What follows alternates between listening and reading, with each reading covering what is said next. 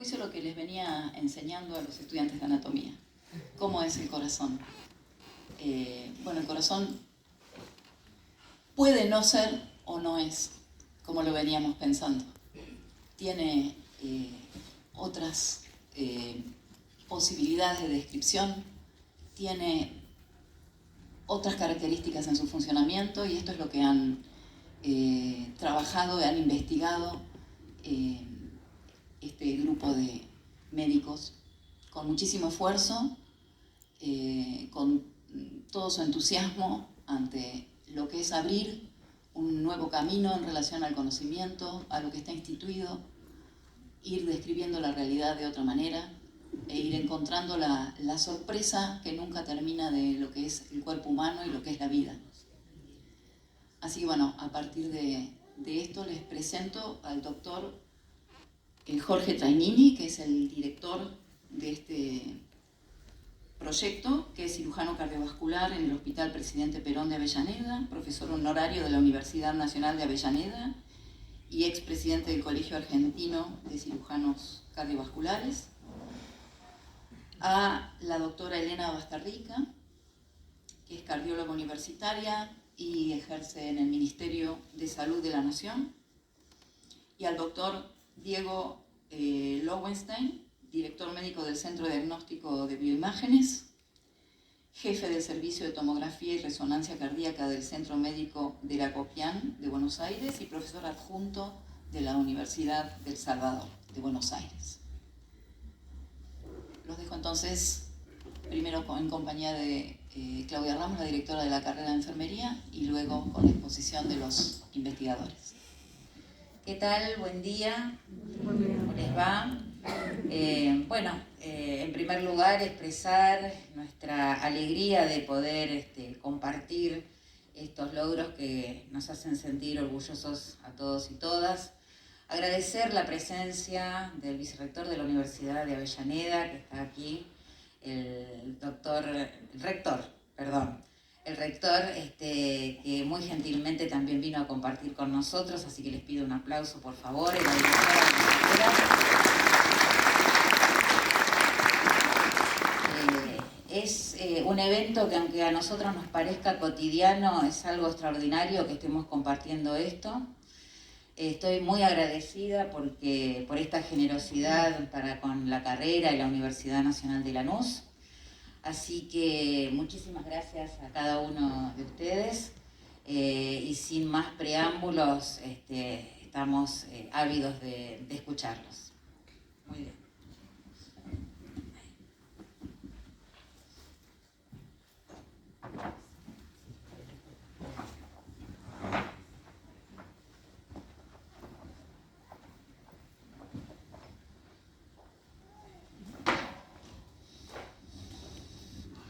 Buenos días. Muy agradecido a las autoridades de la Universidad de Lanús por esta posibilidad de expander conocimientos, y obviamente que parte de un agradecimiento extremo a la Universidad de Avellaneda y a su referente, el rector Jorge Calzoni, que está aquí presente con nosotros, afortunadamente. Y vamos a contar una historia que está basada en un esfuerzo de hace muchos años y que pudimos evolucionar fundamentalmente en los últimos 6-7 años, pero que la experiencia parte de hace 2 décadas. Y es fuerte porque se viene a reformular conceptos que teníamos sobre el corazón, que estaban muy establecidos en el mundo médico, en su estructura y en su función. La estructura hace a la función y la función a la estructura, están absolutamente interrelacionados. Y cuando iniciamos este camino de ver una estructura cardíaca que era diferente a la que nos habían contado desde siempre. Empezamos a encontrar también acciones que tenían que ver con el funcionalismo. Y esto nos llevó, bueno, a que podamos presentar en este caso todo este tipo de hallazgos que han estado bastante difundidos en el mundo últimamente a través de la apertura que se pudo hacer en España con centros de elevada reputación como la Facultad de Medicina de la Universidad Complutense, donde hemos estado con la Universidad de Avellaneda, y la Real Academia de Ingeniería también de España, y muchas publicaciones que ya se fueron sumando y suman. Si nosotros contamos los últimos 5 años, para que tengan una idea del trabajo hecho, hay 37 trabajos de investigación publicados en el mundo. Ponemos la primera.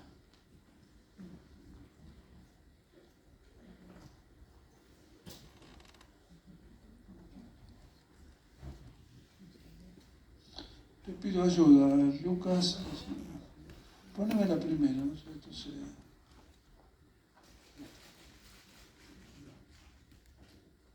¿cuál? Listo. No. La estructura del corazón y su función vienen prácticamente desde hace 4 siglos. Hay un libro fundamental de la fisiología cardíaca que pertenece a William Harvey, que se llama De Motus Cordis. Y él en 1628 había establecido que William Harvey es el autor de la investigación quizás más genial que tuvo la medicina fisiológica, porque él describió la circulación sanguínea. Y en su libro, que quedó establecido hasta mediados del siglo pasado, el corazón era como un puño. Se cerraba en sístole y se abría en diástole para cargarse. Esa era la simbología del funcionamiento cardíaco. Pero cuando uno bucea siempre la historia de los conocimientos, siempre hay algo previo. Y en el coetáneo y en el mismo sitio, en Inglaterra, Richard Lower, y no se sabe por qué mecanismo, porque no hay ninguna experiencia hecha por Lower en ese aspecto, simplemente un acto intuitivo. Él decía en 1669 que el corazón se exprimía como una toalla para ejercer la sístole y se distorsionaba para poder cargarse de nuevo de volumen sanguíneo. Pero claro, la fama de William Harvey era muy grande durante todos estos siglos, y lo de Richard Lower quedó absolutamente perimido y absolutamente oculto dentro de la ciencia médica. Se lo tuvo como una conjetura sin ninguna posibilidad de desarrollo y hasta cierta forma como un desatino. Esto hace que esta concepción de Lower, de Harvey, hace que nosotros siempre hemos pensado que el corazón es una estructura íntegra, que es una estructura global, que es una estructura homogénea, que es una estructura, un músculo homogéneo, que como una pelota de fútbol, digamos, con un contenido que tenía sangre y una pared que era muscular. Pero ustedes van a ir viendo las imágenes sucesivas de que esto no es así, de que el corazón se puede abrir. Ven cómo se van abriendo y después cómo se va cerrando. El corazón, en síntesis, es una banda, como ven ahí, un miocardio continuo, que está enrollado sobre sí mismo en 2 vueltas de espiral y que se puede desenrollar, y cuando se desenrolla obtenemos que se termina en una banda. Y obviamente esto que fue... Adelante, bueno, empecé a pasar usted. Esto que fue establecido en los años 1950 por un español,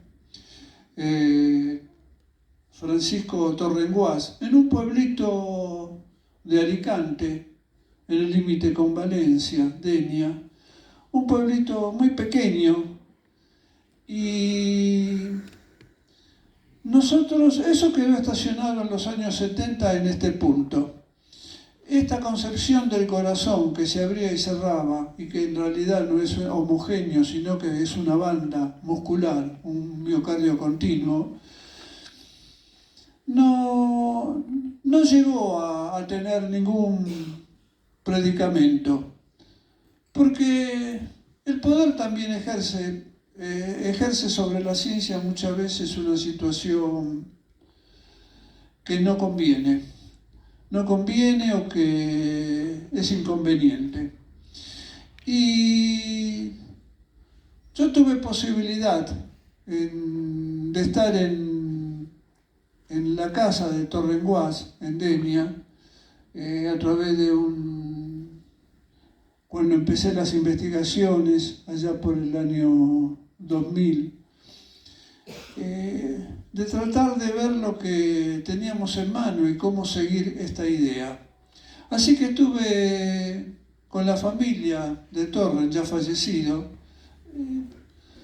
procurando saber hasta dónde había llegado él. Y él había llegado hasta este punto que fueron las imágenes que muestran la apertura de corazón hacia una banda, desplegándolo. Y en algunas concepciones teóricas, fruto de un hombre de una inteligencia realmente fantástica y que fue muy denostado en su tiempo. Nosotros nos propusimos 2 cosas. Nos propusimos primero seguir con la investigación que estaba abandonada desde 1970, y segundo, demostrar al mundo que Francisco no estaba opaco, como le decían sus amigos, no estaba equivocado. Adelante. Este es el altillo de Torre. Entonces conformamos un grupo de investigación que se fue sumando en el tiempo con las especialidades que nosotros necesitábamos para la comprensión de esto. ¿Por qué? Porque me di cuenta que Torren había cometido una equivocación y fue quedarse solo siempre con su teoría. No apelar al resto de especialidades. Estamos hablando de 1950, no en otros tiempos. Hoy la teoría general de los sistemas hacen ver de que todo es complementario y todo tiene una complejidad que tiene que ver con el conocimiento que no es horizontal de la materia que se estudia, sino que es transversal al resto de las materias afines y al resto de las materias también que pueden estar mucho más alejadas. Entonces sumamos anatomistas, patólogos, ecocardiografistas, gente que se dedicaba a resonancia, y bueno, no soy cardiólogos, gente que especializada en imágenes, y fuimos conformando un grupo que no es solo argentino, sino que es un grupo que está conformado por gente también de España, de lugares importantes, de Barcelona, de Madrid, de Valencia, y no solamente médicos, sino que va a ver bien que hay un ingeniero, porque el corazón, si bien es un órgano biológico, de constitución biológica, su mecanismo, su función es profundamente mecánica, hidráulica. Adelante.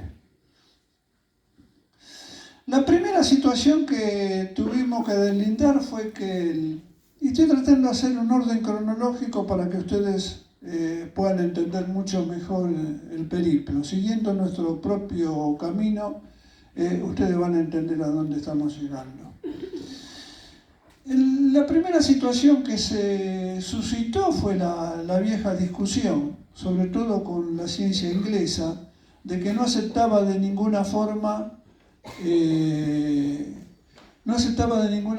que el miocardio fuera una banda, fuera un miocardio continuo, sino que seguían pensando en los términos de Harvey. Claro, para ellos era muy, muy fuerte el hecho de que una figura con 4 siglos de la magnitud de Harvey podría ser desplazado, que no era en absoluto, porque la ciencia evoluciona y siempre estamos parados sobre los hombros de los demás. Así que era la evolución lógica del conocimiento y de nuevas técnicas, nuevas herramientas que permitía ver esta situación. Lo primero que se suscitó es si realmente fue la primera gran batalla que tuvimos que lograr. Que esto se ha resuelto prácticamente, digamos, en estos días, porque le comentaba yo acá a las autoridades de la universidad que hace unos pocos días apareció un trabajo en Inglaterra, que es un trabajo con varias universidades de todo el mundo, incluida también una universidad de Sudamérica, en la cual hablan de lo que ustedes van a ver, que van a ver ahora, que es el apoyo que tiene esta banda para ejercer sus movimientos. Y creo que esto es muy importante para nuestro país, es muy importante para Calzoni y para la Universidad de Avellaneda, porque el trabajo empieza diciendo que el corazón tiene un soporte que se ha descubierto en Argentina, que está en la bibliografía nuestra y que nosotros le hemos puesto el nombre de folcro. Y ese fue es un tema para nosotros de difusión fundamental, porque es una aceptación desde el mismo centro donde se oponían a que el corazón fuera un miocardio continuo a esta nueva aseveración. Adelante. Ahí tienen el corazón desplegado una vez que se ha transformado en una banda. Adelante. En esta situación, una cosa que puede pasar inadvertida pero ha sido fundamental es esto. Porque cuando el corazón está enrollado, en la punta no hay, lo que siempre creímos el corazón como una pelota, no hay músculo, prácticamente no hay nada acá. Porque cuando al pegar el giro, obviamente deja una zona débil. Y eso se ve por transiluminación. Ustedes ven arriba por transiluminación, en el folto superior, y ven también, tanto en embriogénesis humana, un feto de semanas, y en el adulto, ven que prácticamente no hay músculo en la punta. Y eso es un sello del giro y de la disposición helicoidal que tiene el corazón. Adelante. Para ejemplificar este estudio hay que recurrir a un signo, una teoría de la cuerda. Si el corazón está, el miocardio, esa banda está conformada en esta disposición, en la cual tiene una parte, como ven, descendente y una parte ascendente.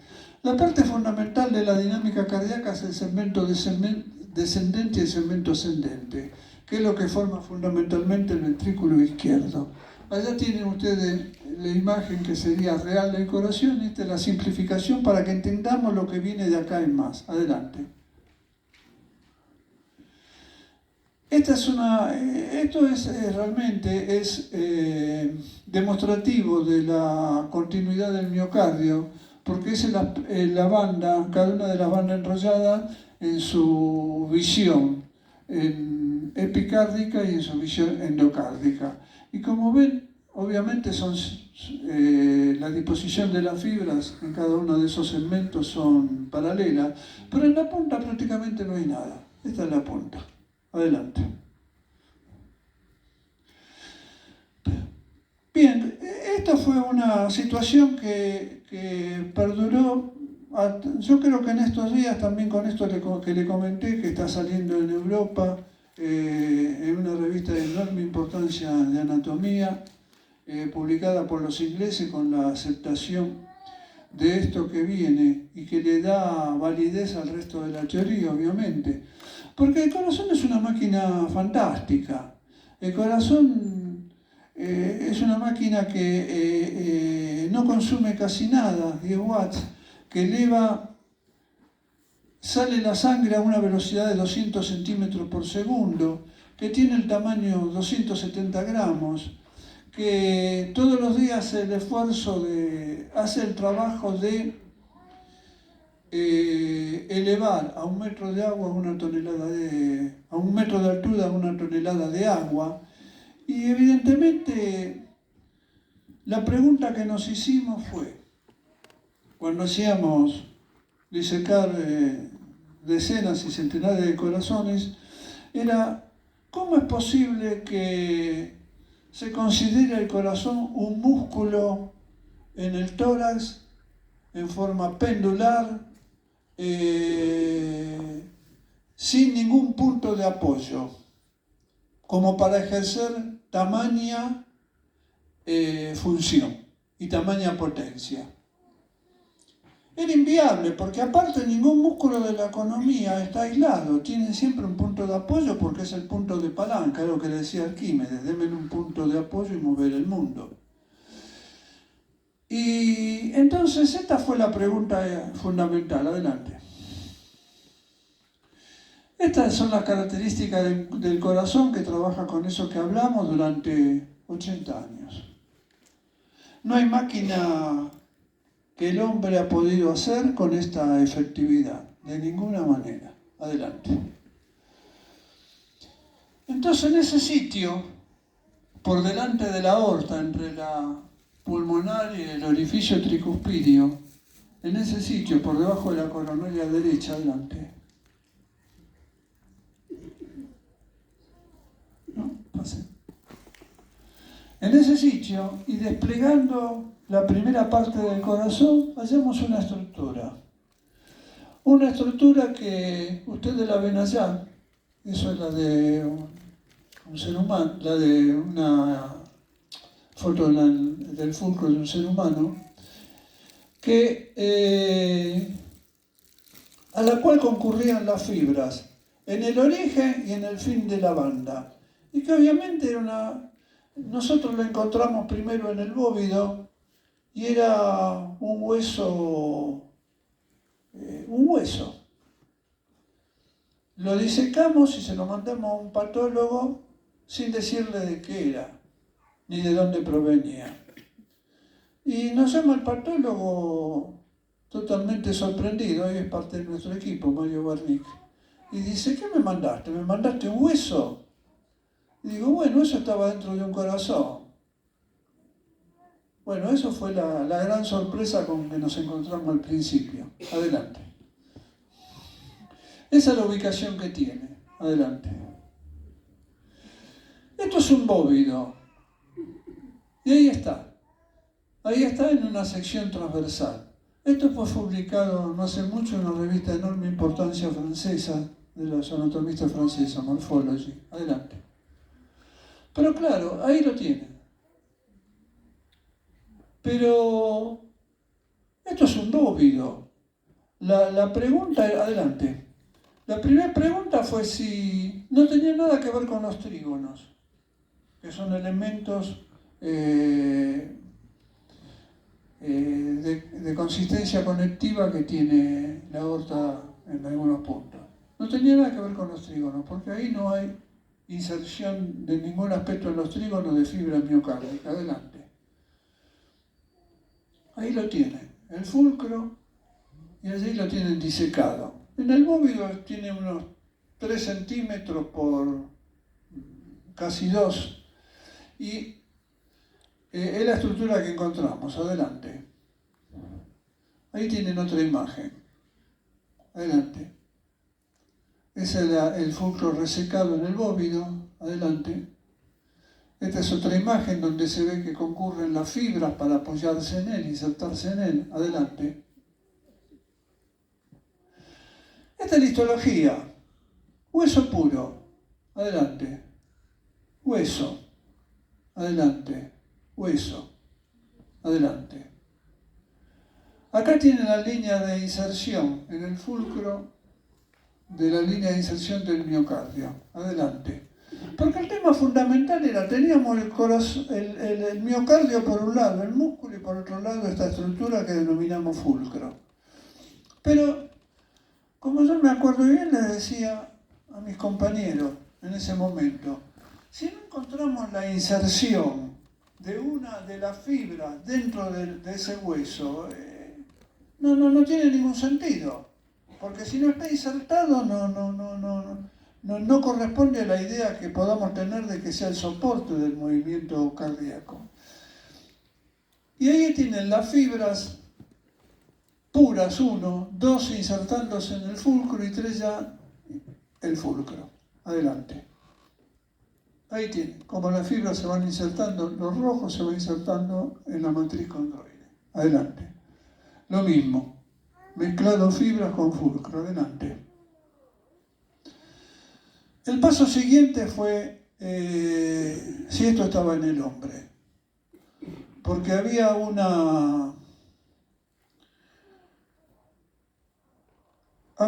había una descripción en el hombre en ningún momento de esto, y realmente nos costó mucho dar a conocer esto, porque parecía imaginaría de nuestra. Nos costó mucho encontrar corazones humanos, con anécdotas muy jugosas y que desgraciadamente pintan por qué Argentina, con la personalidad que tenemos los argentinos, nos cuesta avanzar.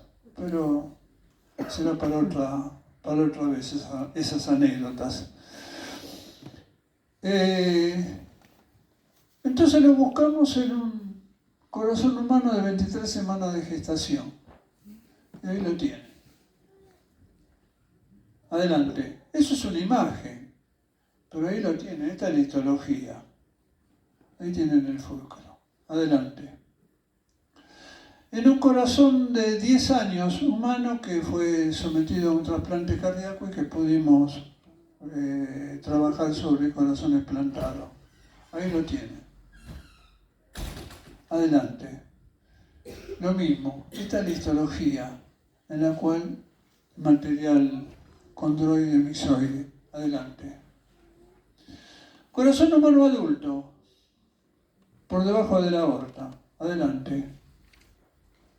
Lo tiene y ahí está resecado. Adelante. Y ahí lo tienen con todo el corazón in situ.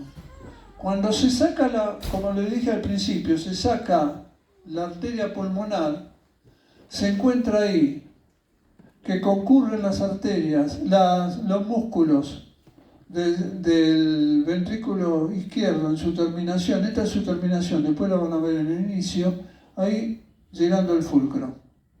Adelante. Y ahí el origen, el fulcro y el origen de la banda. Es decir, que la banda se inserta en su origen y en su final en ese soporte. Adelante. Ahí está ubicado el soporte. Eso verde es el soporte en la simbología que tiene la cuerda para poder simplificarlo. Adelante. Le dije que lo más importante era la inserción, y esta es la inserción. Esta es la inserción del miocardio en un corazón humano, en que usted ven las fibras, cómo se van insertando. La mejor expresión es decirle que esto se inserta como una hiedra en la piedra, exactamente igual. Las fibras se ramifican y van entrando para insertarse, agarrarse del soporte donde poder ejercer la torsión. Adelante. Ahí tiene, otra. Adelante. Ahí tiene cómo se va entrando. Fibra entrando en el fulcro y el fulcro ya con las fibras adentro. Adelante. Esto nos llevó a otro.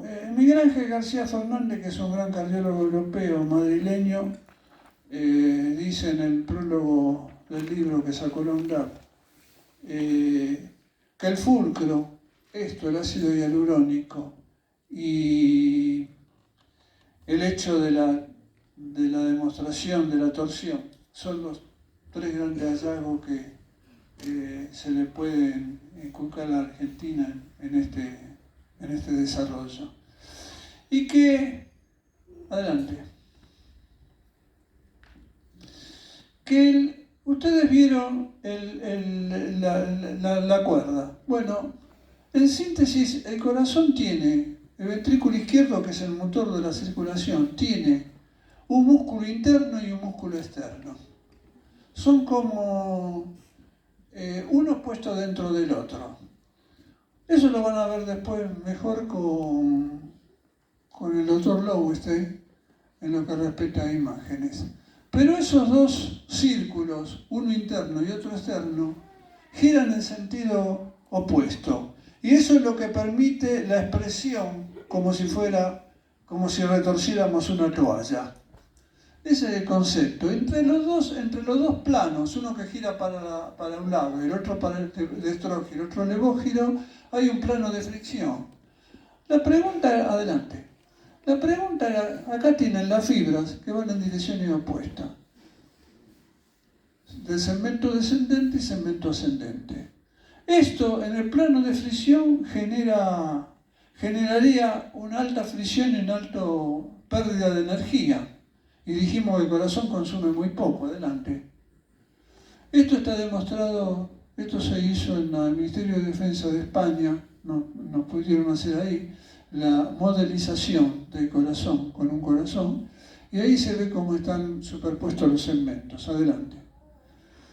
Ahí esta es otra, aquí ven el plano de fricción entre lo interno y lo externo, adelante.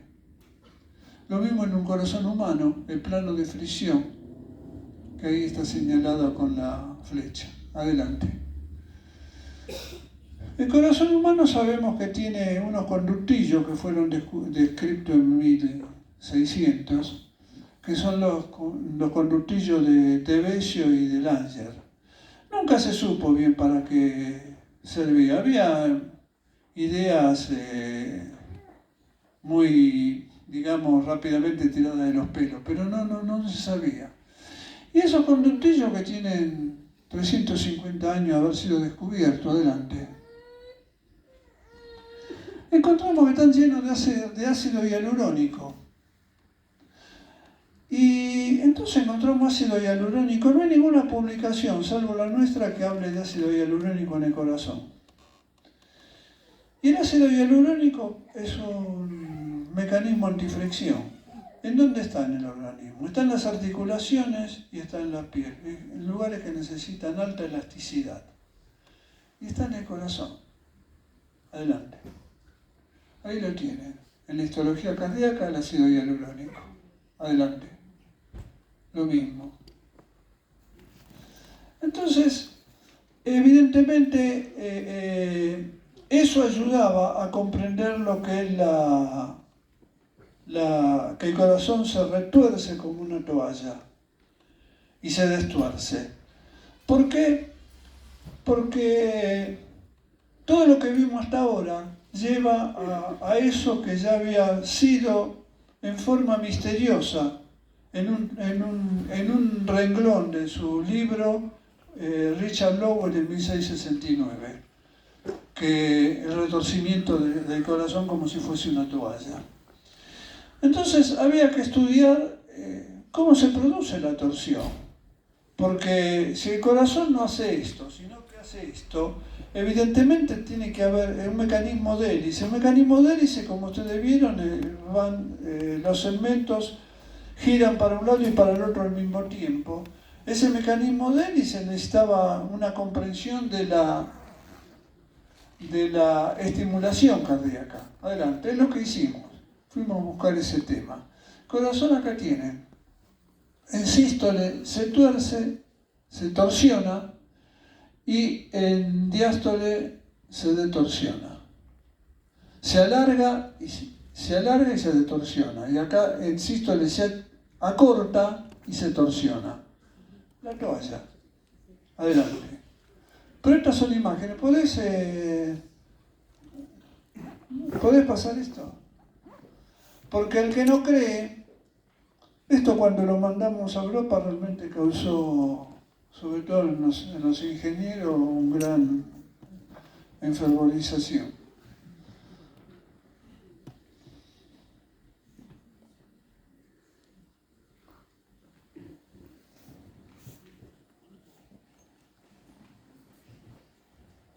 No aparece la pantalla.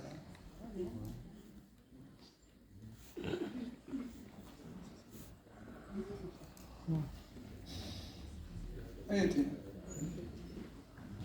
Ahora hay que hacerlo funcionar. Ahí lo tiene. Ahí tiene cómo se torsiona y se distorsiona el corazón. Que es la prueba más... De nuevo, pasarlo. Bueno, es breve. Ahí tiene. Ahí tienen el mecanismo. Esto es un corazón humano antes de una cirugía cardíaca sacada, grabado desde la punta, ¿no? Absolutamente desde la punta. Ahí la tiene. Bueno, volvamos a lo anterior.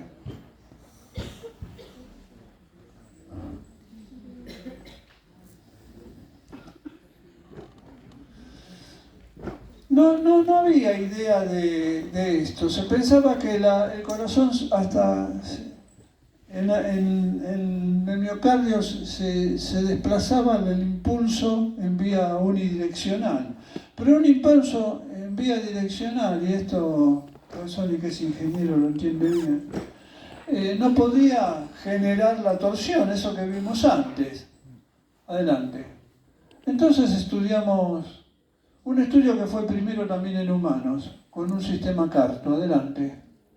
Adelante. Vamos a usar la simbología que es más fácil. El ventrículo izquierdo empieza a estimularse en ese punto rojo. A los 38 milisegundos se pasa a la otra banda, porque esa estimulación de las dos bandas al mismo tiempo es lo que permite el movimiento en hélice. Adelante. Y ahí cómo se va desplazando. Adelante. Pero encontramos una cosa más, que una vez terminada la sístole, el corazón seguía con actividad muscular. En ese punto rojo ahí al final, en B. Seguía con actividad muscular. Y ahí comprendimos que el corazón no tiene sístole y diástole. Y cuando hablábamos con ingenieros nos decían, es decir, nosotros realmente siempre nos preguntamos por qué los médicos creyeron que el corazón podía pasar de la sístole a la diástole sin una fase intermedia. Y evidentemente, adelante.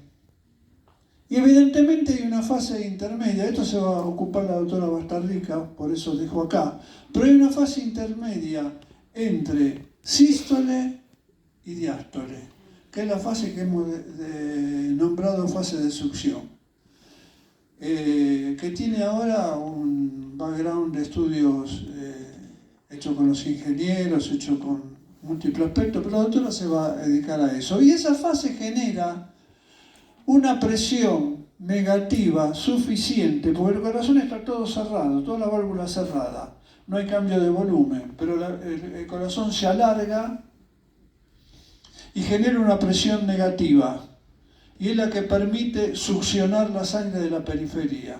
Es decir, que la primera parte de la diástole es activa, no es, como nos dijeron siempre, pasiva. Adelante. Adelante. Bueno, ahí ven. Adelante. Sí, adelante. Adelante. Bueno, esto era lo que se pensaba, que la estimulación iba en forma longitudinal. Y esta realmente, como sucede en la fase de estimulación cardíaca, lo que permite generar la torsión como si fuese una toalla que retorcemos, y ahí los milisegundos que tarda. Adelante. Bueno, me voy diciendo de que esto es factible en la medida que entendamos, y esto nuestro país tiene que saberlo bien. No sirven las individualidades, sirve la complementariedad. Por eso, esto se pudo hacer porque tuvimos desde el principio la idea de que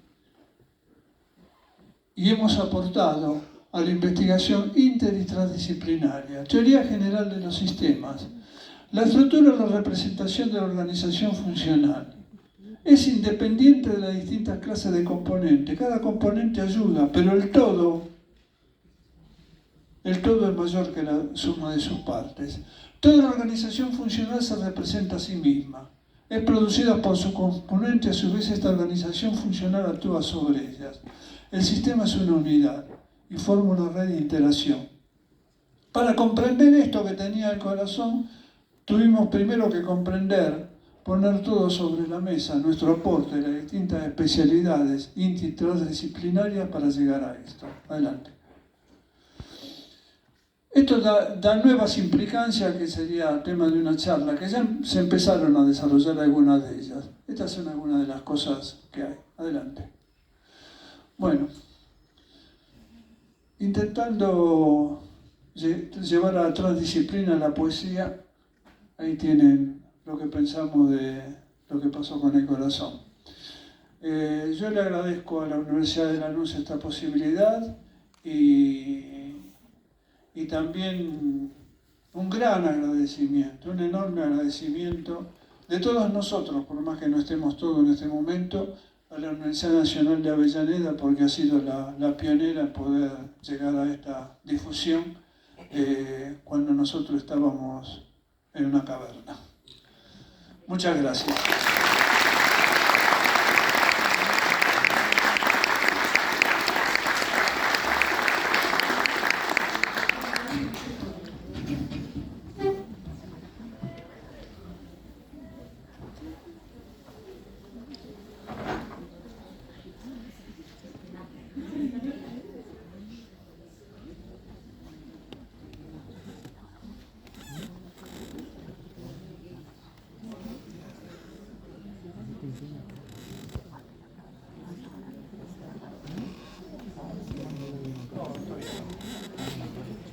¿Qué tal? Buenas tardes, ¿cómo andan?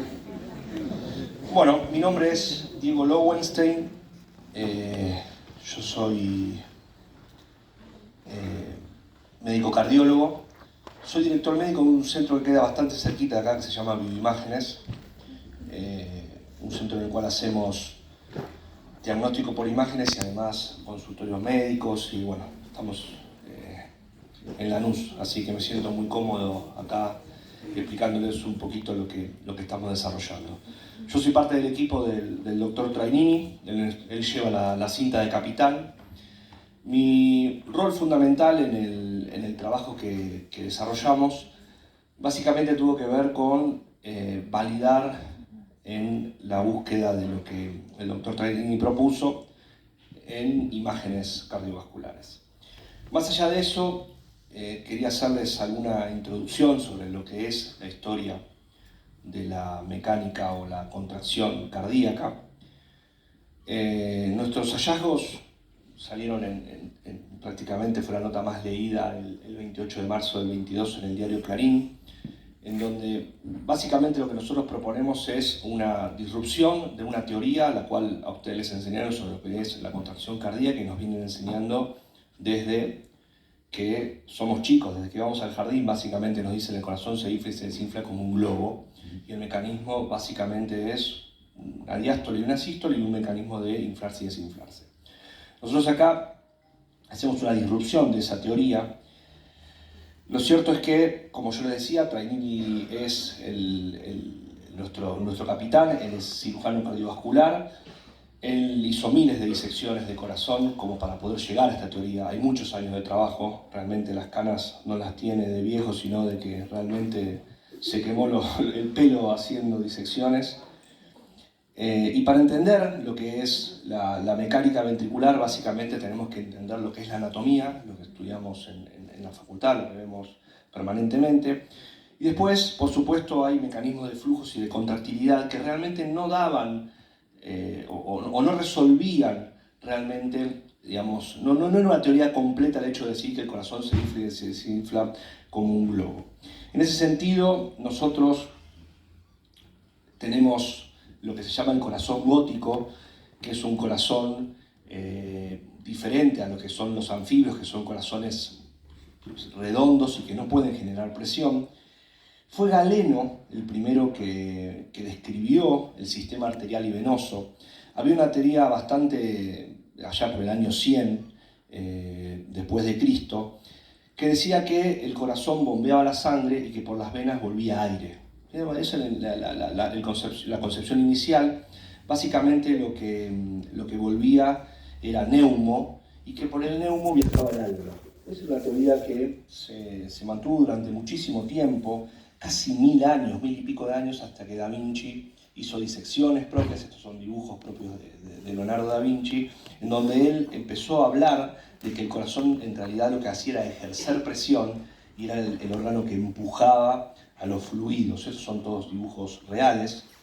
Allá por el año 1500, cuando se describe la circulación arterial y venosa y se sale de esta teoría de que por la circulación venosa circulaba aire y en realidad esa era el alma, básicamente apareció allá por el año 1500. Estamos hablando de que durante 1500 años fue una teoría bastante aceptada. Ya por el año 1500 aparece la teoría que tenemos hasta ahora, ¿no? Son casi 500 años o más, casi 550 años en los cuales la teoría es: el corazón contrae, se relaja, es un órgano mecánico, los pulmones son los que oxigenan y la función del pulmón básicamente es el intercambio de oxígeno. Allá por el año 1600, Lower hace una disección cardíaca. Fíjese que es muy parecido a lo que les está mostrando el doctor Trainini. Hablaba un poquito de que el mecanismo era de la toalla para poder... pero bueno, lo que faltaba acá era cuál era el punto en donde se hacía la fuerza para poder hacer este mecanismo de torsión, porque digamos el corazón está flotando sobre nada y faltaba el mecanismo de torsión. Después hubo un momento de mucha oscuridad, ¿no es cierto?, donde básicamente dejamos de mirar a los astros, dejamos de hacer el desarrollo de la ciencia, nos centramos en el Dios como único creador y casi 200 años nos dedicamos a la teología y empezamos con teorías creacionistas hasta que, bueno, Darwin allá por el año 1800 disrumpe esta teoría y volvemos a pensar de nuevo en el desarrollo de la ciencia. La forma espiralada es lo más recurrente en la naturaleza. O sea, uno mira al cielo y la Vía Láctea tiene forma espiralada, todo tiene y todo busca la perfección desde lo que se llama la imagen espiralada, la razón áurea. Y el corazón no queda ajeno a eso, el corazón es un loop espiralado y esto es lo que explicaba previamente el doctor Trainini, ¿no es cierto? El corazón es una fibra de musculares retorcidos sobre sí mismo a modo de una cuerda aplastada y en definitiva lo que tenemos es un mecanismo de torsión. Un extremo del corazón en sentido horario, el otro antihorario y como si fuera una toalla se tuerce y se retuerce. El punto de apoyo de todo esto es el fulcro. Ese es el primer aporte que nosotros hacemos a nuestra teoría. El segundo aporte es que para que las fibras resbalen tiene ácido hialurónico, ese es el segundo hallazgo. Y el tercer hallazgo tiene que ver con este tiempo que va a explicar la doctora después de mí, un tercer tiempo en la relajación y contracción del corazón. No todo, digamos todavía, porque digamos, nosotros vamos a todos lados explicando nuestra teoría. Hay gente que está en contra de lo que nosotros promulgamos. Es la teoría del doctor Anderson, que habla de que el corazón es un sincicio. Digamos, la realidad es que hoy por hoy estamos bastante aceptados, nos reciben en casi todos los congresos del mundo y a donde vamos hablamos sobre nuestra teoría. La teoría habla de que el corazón uno lo puede desenrollar, claramente no es que uno puede agarrar un corazón y hacerlo fácilmente, hay que hervirlo, hay que hacerle un proceso que el doctor Trainini lo hizo 1000 veces. Y sobre eso tenemos el fulcro, esto ya lo vimos con el doctor Trainini, pero esto es básicamente lo que yo quiero mostrarles, es que todo esto que nosotros estamos viendo lo podemos ver en imágenes también. Digamos, nosotros cuando hacemos cardiología, hacemos este estudio que se llama ecocardiograma, en donde si uno muestra, digamos, los diferentes segmentos en una imagen. Esto se llama eje largo parasternal, se ve el ventrículo izquierdo, la aurícula izquierda, la aorta, el ventrículo derecho. Cada uno podemos ver las diferentes partes que vemos en una disección muy fácilmente en el ecocardiograma. ¿Y qué vemos? Lo mismo que vemos con el video que les mostró el doctor, que hay un segmento que rota para un lado, otro segmento que rota para el otro, sentido horario y antihorario. Vemos el mecanismo de torsión, esto lo podemos ver de manera visual y también podemos cuantificarlo. Para poder cuantificarlo, nosotros lo que hacemos básicamente es una técnica que se llama strain. Strain tiene que ver con deformación. Esto básicamente no tienen que saberlo, pero yo quiero mostrarles que lo que nosotros vemos en vivo y la otra teoría también está fundamentada por imágenes. Básicamente lo que hacemos es una técnica que se llama Speckle Tracking. El Speckle Tracking es que cuando hacemos un eco, nosotros, el software puede leer como si fuera la fibra, las huellas digitales del músculo cardíaco y podemos ver lo que es la deformación cardíaca. Y lo mismo, podemos trazar curvas y en esas curvas lo que vemos es básicamente que el corazón se deforma y lo que vemos de manera de cuantificar y generando curvas es esto que hablábamos de que hay un sentido horario, un sentido antihorario y que por supuesto en definitiva lo que tenemos es la contracción ventricular en función de que la toalla se retuerce, ¿no es cierto? Eso lo llamamos twist por ecocardiografía. Así es como nosotros lo graficamos, le damos un puntaje. A ese puntaje nosotros podemos detectar diferentes patologías porque el corazón se enferma. En función de las diferentes enfermedades nosotros podemos tener diferentes patrones de deformación miocárdica. Y esto es toda una técnica en desarrollo que está bastante en lo que son todos los congresos de ecocardiografía. Hablamos de lo que es la técnica de strain, pero muchos realmente hablan del strain y no entienden dónde está el fundamento de esta técnica que, como les digo, sirve para prácticamente todas las patologías cardíacas y que hoy todos los equipos de eco lo traen. Les quiero mostrar algunas imágenes. Esto es una imagen hecha con un mamógrafo, en donde lo que se hizo fue buscar microcalcificaciones. Vieron que el mamógrafo sirve para buscar en la mama microcalcificaciones. Esto es la tapa del libro nuestro, en donde lo que se ve básicamente es la zona de mayor microcalcificaciones y se vio perfecto la zona del fulcro. Esto es una tractografía del corazón. Lo que hacemos nosotros con la tractografía básicamente es seguir las fibras musculares cardíacas y agruparlas. En concepto de agrupar estas fibras musculares, lo que vemos es básicamente cómo es el comportamiento de la contracción cardíaca y fíjense cómo vemos esto que nos mostraba el doctor Trainini en la disección, cómo la tractografía muestra también la disposición espiralada de las fibras cardíacas.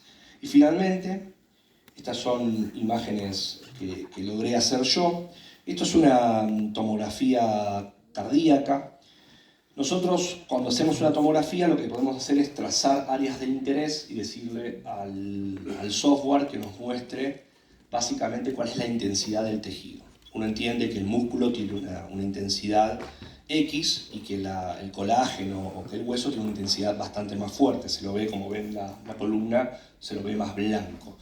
Entonces buscamos la zona que el doctor Trainini nos marca como fulcro y básicamente comparando las medias de intensidad se ve que en la zona del fulcro la intensidad es prácticamente el doble de lo que sería el tejido muscular. Entonces ya con imágenes como tomografía claramente podemos encontrar la zona del fulcro, ¿no es cierto?, que está marcada, nuevamente en otro ángulo nos da un 50% más alta de intensidad la zona del fulcro comparada con el resto de los tejidos. Aquí tenemos un zoom un poquito más específico, fíjense que se ve más blanca la zona del fulcro, esa es la zona donde el doctor Trainini nos marca como que es, bueno, el doctor Trainini y lo que escribimos en nuestra bibliografía, que ahí está el fulcro y haciéndolo con tomografía lo vemos perfecto. Así que bueno, muchas gracias. Quería mostrarles un poquito lo que son las imágenes cardíacas y lo que y lo que hacemos para ver también el futuro. Gracias.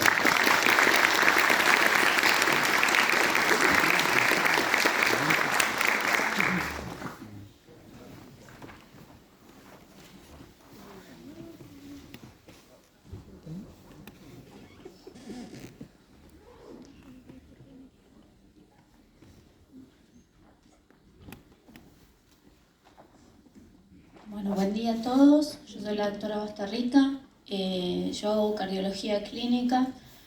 Básicamente me encargo de las enfermedades de nuestros pacientes y para eso es muy importante saber la fisiología primero para saber cómo tratar, ¿no? Claramente esta investigación nos va a llegar en algún punto a los cambios de tratamientos y patologías que hoy quizás se creen que se tratan de una forma van a tener un giro.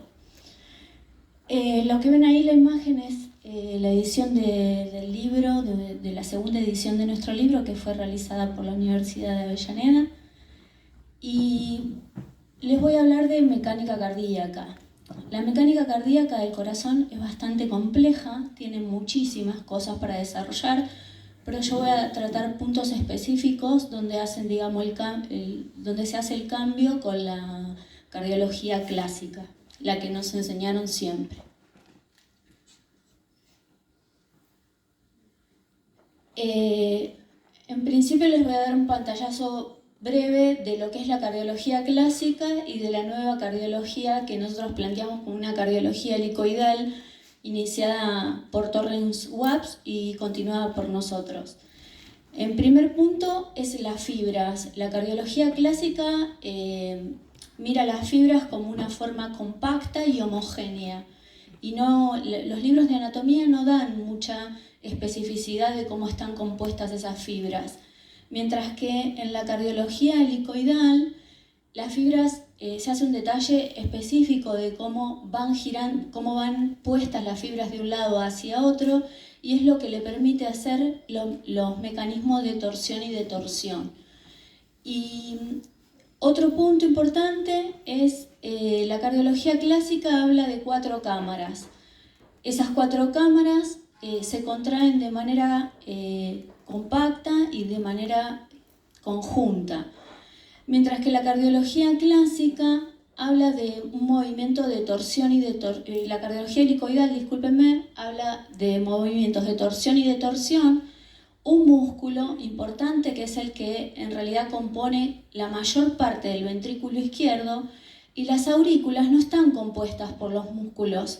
Las aurículas en realidad son cámaras que pertenecen al hemicírculo venoso y que se adosan al músculo cardíaco. La mayor parte del músculo compone el ventrículo izquierdo y otra parte muy pequeña el ventrículo derecho. Otro punto importante es el tema que es lo que vamos a hablar durante esta charla, más que nada, es la cardiología clásica habla de una sístole y una diástole. Y esa diástole tiene, entre la sístole y la diástole, habla de una fase isovolumétrica de relajación. Isovolumétrica porque el volumen no se modifica y en esa parte como que el ventrículo se relajara.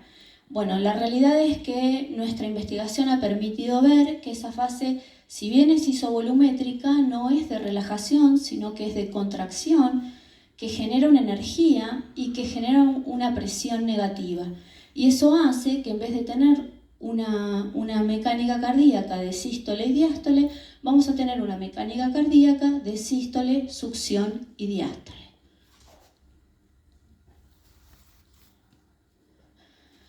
Bueno, uno de los puntos importantes para que esa succión sea posible es los mecanismos de rotación que realiza el músculo cardíaco.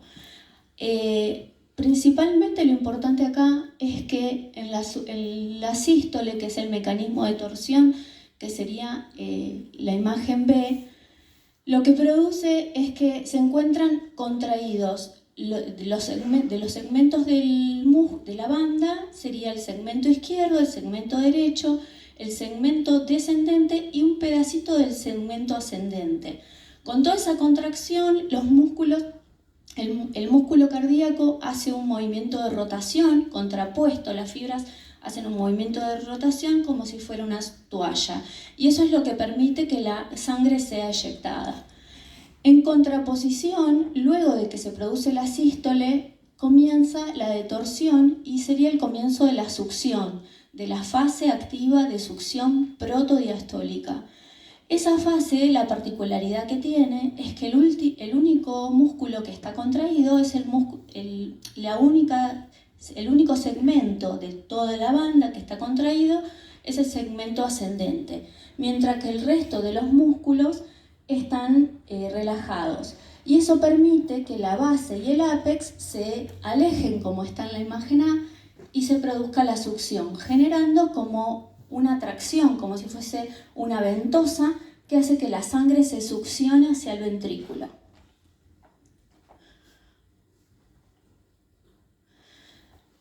Bueno, entre la sístole y la diástole tenemos una fase de succión. Sería lo que está ahí marcado en rojo. Esa fase de succión tiene muchas particularidades.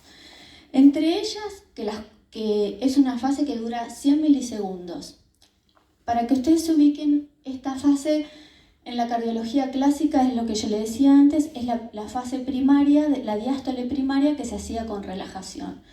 En realidad estos 10 milisegundos no hay cambio de volumen, las válvulas se encuentran completamente cerradas, hay una contracción del músculo y esa contracción es lo que permite que se produzca la succión y una presión negativa. Luego de esta fase de succión, la presión que genera el músculo en sus paredes hace que la válvula mitral se abra y de manera rápida, con esa presión negativa, ingrese la sangre hacia el ventrículo. Y luego ya arrancaría a partir de donde duran los 400 milisegundos la diástole misma, que la diástole es una fase que no tiene contracción, sino que es de relajación. Está ya la válvula abierta, la válvula mitral abierta, ingresa la sangre de manera relajada y sin gasto de energía.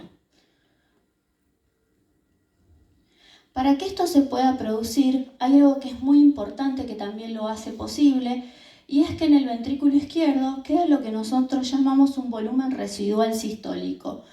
Ese volumen residual sistólico es el 30% del volumen total diastólico. La característica que tiene ese volumen es que físicamente es incompresible. ¿Qué significa? Que su densidad en el flujo no cambia, el volumen ni la masa tampoco. Esa característica física es lo que permite, al estar en un lugar cerrado con las 4 válvulas, que ejerza una presión negativa y que permita que semejante presión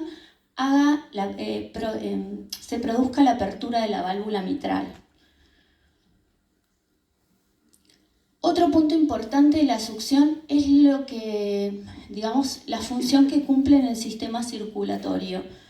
El sistema circulatorio, nosotros tenemos un circuito donde el sistema vascular y pulmonar se encuentran como puestos en serie, que es lo que permite que conformen un circuito único.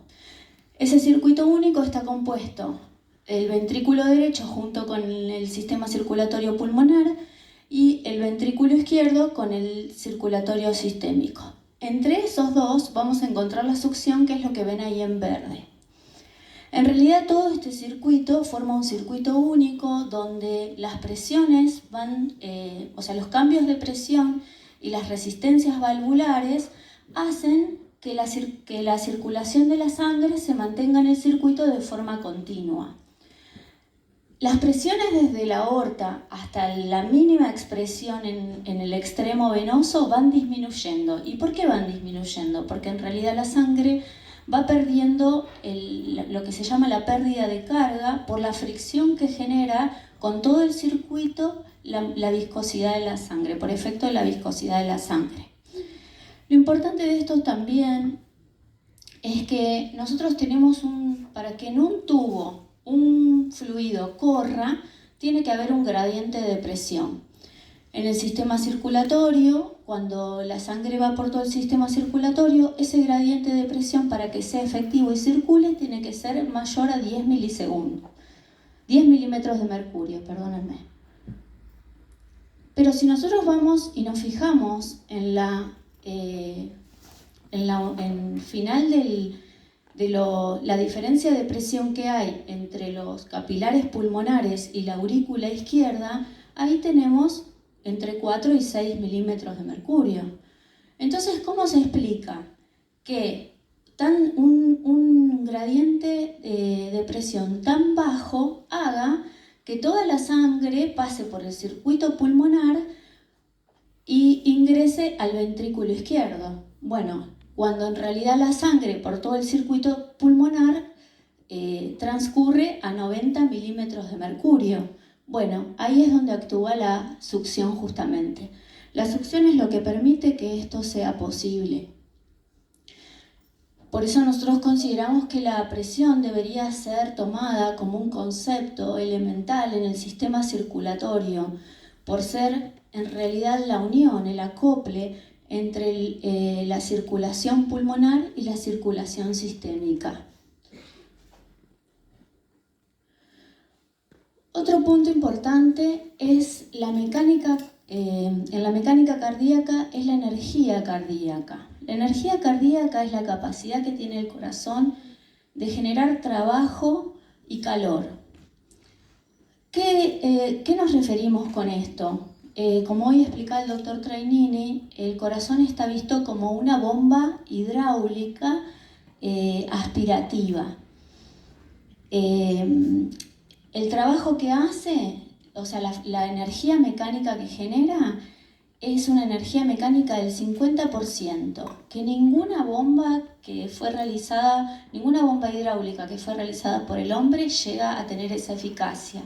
La eficacia de las bombas realizadas por el hombre tienen un 30% de eficacia, o sea, el corazón es mucho más eficaz de todo lo que se pudo haber creado.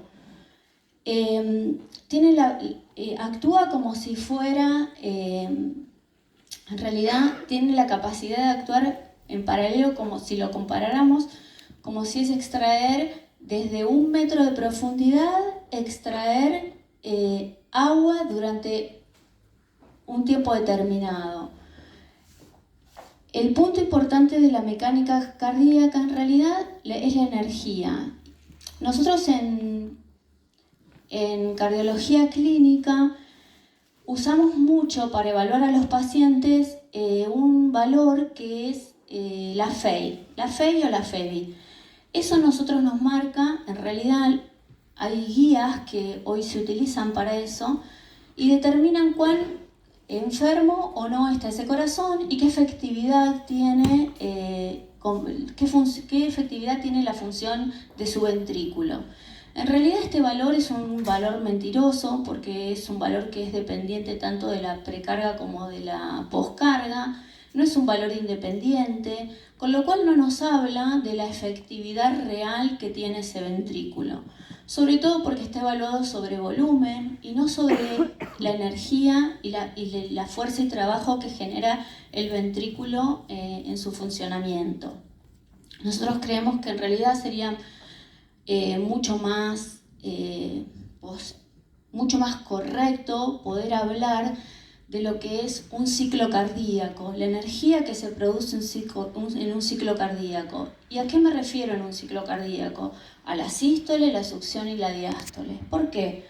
Porque cuando se produce la sístole, la energía que genera la sístole en sus paredes, o sea, en el músculo, guarda parte de esa energía y la va a enviar para ser usada también en la succión. Entonces nosotros no podemos determinar solamente la funcionalidad cardíaca por un parámetro, sino por todo su conjunto. Por ese motivo sería muy importante tomar a la succión como un parámetro para poder empezar a medir las patologías cardíacas y en función de ese concepto, si nosotros pudiéramos encontrar el valor energético que genera la succión, tenerlo como, digamos, un parámetro base para poder evaluar las patologías.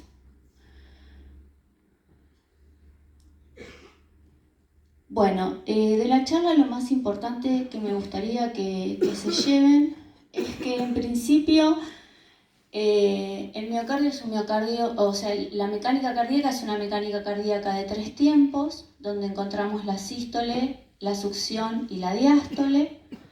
Otro punto es las fibras cardíacas. Las fibras cardíacas, la geometría que tienen y la rotación que realizan es importante para poder desarrollar el trabajo cardíaco. Otro punto es la fase activa de succión protodiastólica, que es una fase que tiene contracción muscular, que genera energía, que las válvulas se encuentran cerradas y que produce una presión negativa. Otro punto es el concepto de mecánica cardíaca como un procedimiento que genera energía y trabajo. Y el último punto, que tiene que ver con lo de la FEI, que en realidad que el corazón, la función de bomba que hace es mayor su dinámica que solo el volumen que expulsa. Muchas gracias.